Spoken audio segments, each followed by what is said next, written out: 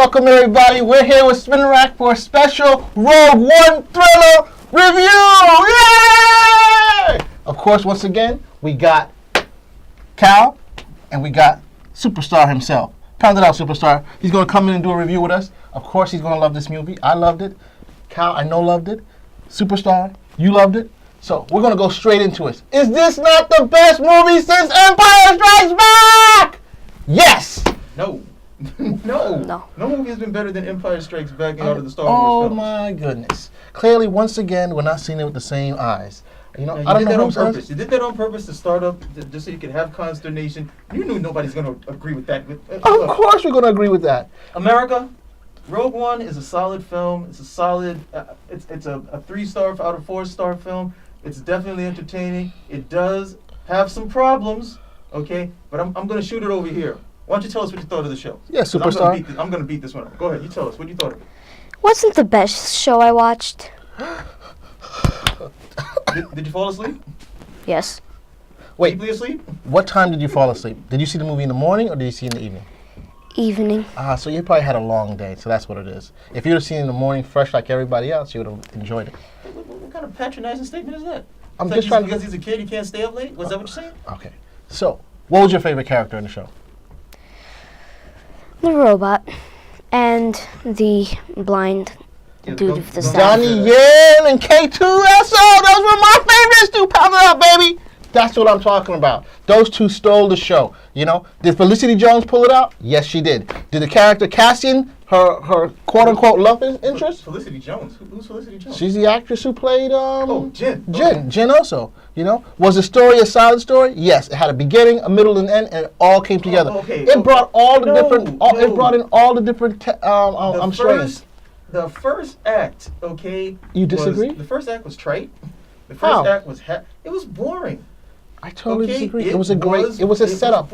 You had to setup. We've seen this setup before. We saw this setup. It was called Star Wars. We've seen this setup before. It was called The Force Awakens. So we have the same thing with the child. The child is separated from the parent. I get it. Okay, I don't really need to see this again. Then they have someone like Forrest Whitaker, very good actor, and he's, to be quite honest, underused. We saw it was more interesting that he had somehow lost his feet, okay, than anything else. They decided to do that whole building block setup with, okay, we want to see her how she's abandoned, but then we don't see anything else. We get the big jump to her as an adult woman, all this extra backstory. Oh, you just left me with the blaster. I didn't care about most of that, okay? I didn't really get into it. And after the first, you could have taken out the whole first act and just started it with her as an adult. She has like an opaque past, but we need to get these plans. That was your actual story. That right over there is the only thing that saved it. Because at a certain point, I was ready to ball up and say, you know what, is there something soft here? And I'm just going to go to sleep. Oh, man, oh, man, oh, man, oh, man. You needed that stuff in the beginning to understand what was going to happen coming up in the future. You had to see that where she and what's the name of the evil character? What's his name? The director. Do you remember what's his name was? Galen. Galen was her father. Yeah. That there was some type of. All the names are so throwaway. I know the names are throwaway, but I'm just saying you had to see the backstory. Of course, naturally, the mother had to die, as they almost always die in most of these shows. Sorry about that, Superstar. They just die in these shows all the time. I don't know. Again, I don't really know if this was really the best movie. It was not as kid friendly as like The Force Awakens. I think it was a more adult show. There's a kid right there. Why don't you ask the kid? What do you think? You think this was a kid friendly movie? Not really. Yeah, that's what I thought. You know, you saw The Force Awakens and you saw this. Which did you like better? The Force Awakens. I think so. I think that makes perfect sense. You gonna tell us why? Because I didn't fall asleep during it.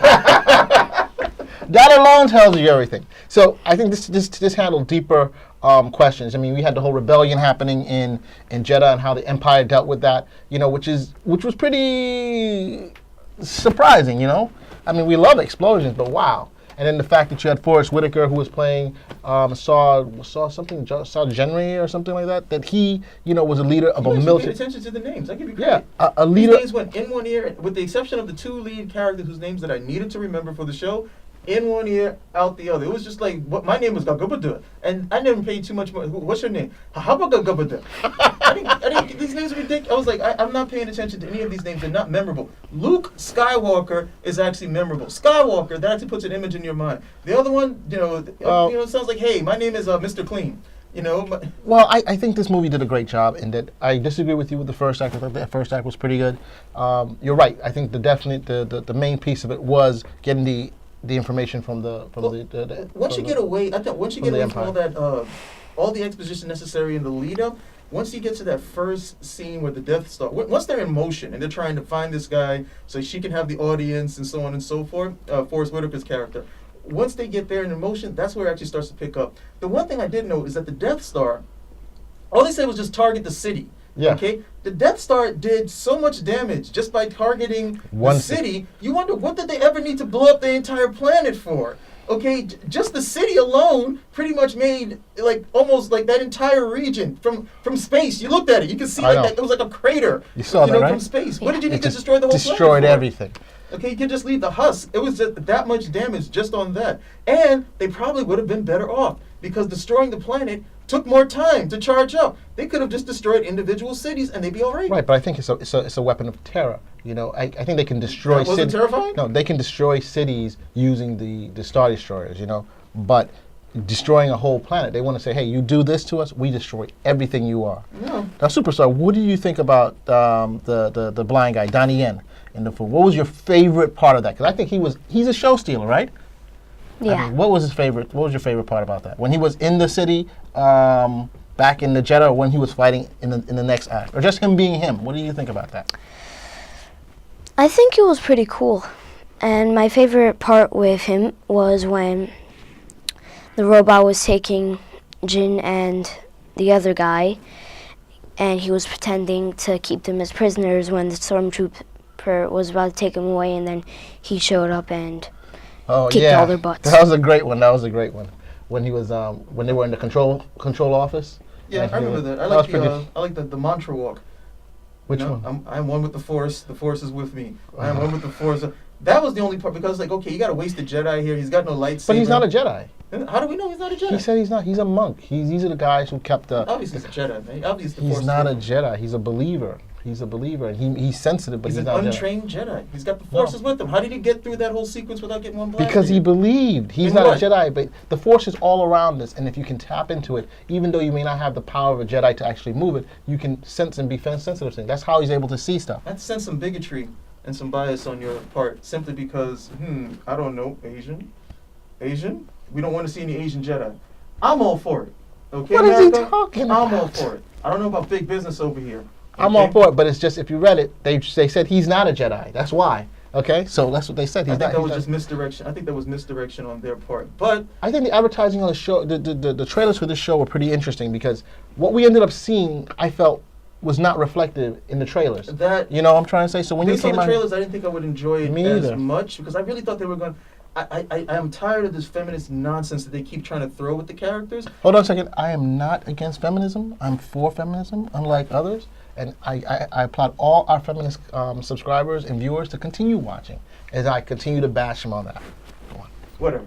The whole idea is, look, I don't want to see characters thrust at me. I don't want to see a character thrust at me because the character is a woman, or because the character is black, or because the character is this or that. I like organic characters. Okay, this is the story. And this character, hey, happens to be a woman, happens to be, but they're not being pushed upon me simply because it's trendy, okay, or because this is supposed to be the era that we're in. Now, the trailers, I felt, were really just foisting her at that point, but her backstory was so horrible. I was like, okay, there's nothing over here that really foisted them. But the interplay between her and Cassian was great.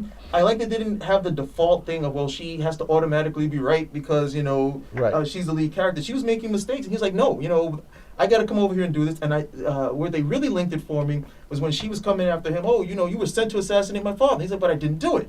He's like, that doesn't matter. He's like, no, I didn't do it. And she's like, you can't walk away from this. He's like, watch me. I'm going to walk away from this whole thing. And it's not as clear cut. So I did like that particular. I love the dynamic between the two of them. I actually like Cassian. I got to agree with you there. I even swallowed, I even swallowed the whole, the cheesiness where Cassian somehow was able to survive that fall, come back, have one more blaster shot in. I'm like, yeah. But the whole ending, with the two of them, solid. they didn't punk anybody. It's like, okay, we're gonna come over here and have some romantic kiss before the end. It's like, no, we achieved the mission. Okay, in spirit, we've made this connection, and now we're just gonna vamp out when the explosion comes. I like that much. I liked on it. I really did like it. So Princess Leia, that was Whoa, scary, you're not supposed man. to say this is a no spoiler review. What are you doing? Are we doing spoilers in this review? Yep. Okay, we got spoilers. Did you see Princess Leia Superstar? I don't think I did. I don't think he knows who Princess Leia is. She was the lady in white at the very end when she got the She looked information. like, her hair looked like cinnamon buns on the side. Yeah. Yeah, she's from the first one. What they did is she was in the first movie, and they made it look as though, right after the first movie, she's being chased by Darth Vader. And so here we see how that happened, where she got the information and she took off, and Darth Vader comes after her. So when you see the very first movie, that's how it starts. So she's being chased, and now we see how that all began. And I thought that was a great job in them how they weaved. That scared me, man, because I looked at it and I said, you know what? I can tell this isn't real, but it still looks So cool. really, really good. That means give it another 5, 10 years, they'll be able to impersonate anyone. I know. Okay, they'll say, hey, we caught the president in the toilet, lighting paper. And everybody will be like, well, is it really him or not? That is true. Another thing too was Grand Toff Moffin, right? That's the governor who took over from the director who says, yo, we don't need you anymore. He looked incredible. That man is way past his death time, but he looked like the same dude. Was that him? No, I don't think that was him. There was somebody else. They used his image with somebody else. Yeah, that's That what I like- was thinking. Because I I mean, looked it's at him and I amazing. was like, okay. Yeah. They wrote a book about him. Leia, however, scared me more because he was older. Right. I think they could play around with it more. They can put a little bit more darkness over here, some more. They could. He can look more made up, and people will believe it. But Leia, I was like, you know what? That is not bad. I said know. that is not bad. Okay, that is fake, but that is some good looking. Very fake good, right very over good. there. What about Darth Vader when you first saw Darth Vader? What did you think of that superstar? I thought he was going to kill someone. I agree with you there. But did you see when he was in the tank and the music came and they drained all that water? Yeah. And everybody just knew it was him. You could hear the music going on. Yeah. I thought that was pretty good there. I love that. Well, I would have loved to have seen more Vader, but it is what it is. We already had 3 films that were filled with Vader, but that sequence where he was just cutting everybody Oh, down, my I was gosh. like, wow, he's a monster. When he got into the shuttle bay, Yeah. and he was like, oh man, he just destroyed it. I love what Grand Toff said. They're like, hey, should we be going after the rebels? Police said, no, Vader got that. We'll take care of the base. Mhm. And Vader, and this will go because you'll have Rogue One. Rogue One will lead right into A New Hope. Okay, so you Exactly. get to see like Vader was right after them. They had no Exactly. chance. It's You see I how have to give them credit. I thought it was, I thought linking it like that would have been too.